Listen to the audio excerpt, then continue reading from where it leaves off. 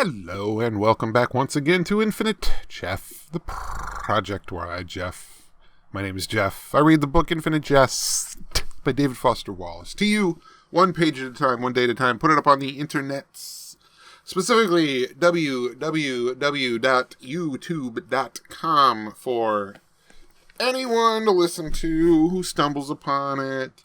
I don't really share it with anybody, so I don't know how anyone would stumble upon it, but, you know. I do this for me. But, yeah, let's just not, itchy back, man. Let's just jump right into this shop there. This is page 205. Here we go. That, perversely, it is often more fun to want something than to have it. That if you do something nice for somebody in secret, anonymously, without letting the person know you did it for, know it was you, or anybody else know that what it was you did, or in any way or form trying to get credit for it, it's almost its own form of intoxicating buzz. That's really true. Again, long day. That anonymous generosity, too, can be abused. That having sex with someone you do not care about feels far lonelier than not having sex in the first place afterward. That it is permissible to want. That everybody is identical in their secret unspoken belief that way deep down they are different from everyone else. That this isn't necessarily perverse. That there might not be angels, but there are people who might as well be angels. That God, unless you're Charlton Heston, or Unhinged, or both, speaks and acts entirely through the vehicle of human beings, if there is a God. That God might regard the issue of whether you believe there's a God or not as fairly low on his, her, its list of things she, he, it's interested in you. That smell of athlete's foot is sweet V. Oh, okay. That the smell of athlete's foot is sweet versus the smell of pediatric dry rot is sour. Okay, ugh, gross. That a person, one with the disease ease, will do things under the influence of substances that he simply would not ever do sober, and that some consequences of these things cannot ever be erased or amended. Footnote 71. Felonies are an example of this, as are tattoos. Almost always gotten on impulse, tattoos are vividly, chillingly permanent. The shop-worn act in haste, repent at leisure, would seem to have been almost custom designed for the case of tattoos.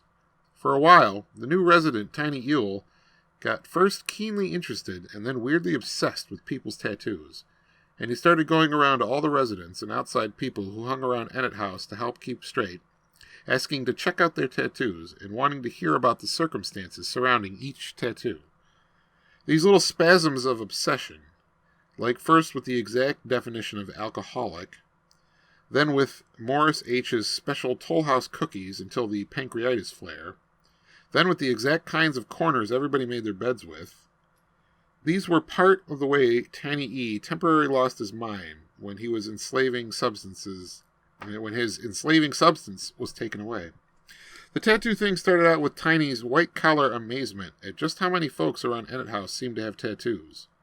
And the tattoos seemed like potent symbols of not only whatever they were pictures of, but also of the chilling irrevocability of intoxicated impulses. Because the whole thing about tattoos is that they're permanent, of course, irrevocable. Why am I second guessing that? Irrevocable once gotten, which of course the irrevocability of a...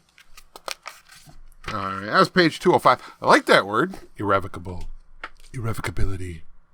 You do that sometimes where you read a word and you're like, wait, how is that said? You know, pancreas? Pancreas? Why am I stumbling on that word? Just as an example.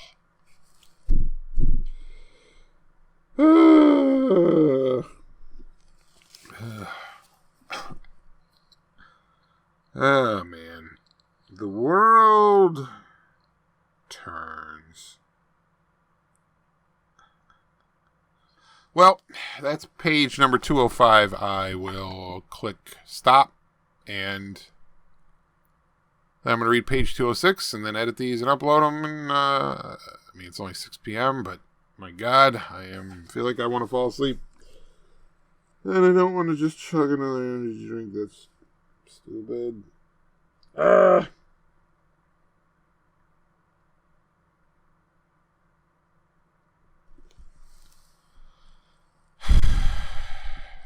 Good night.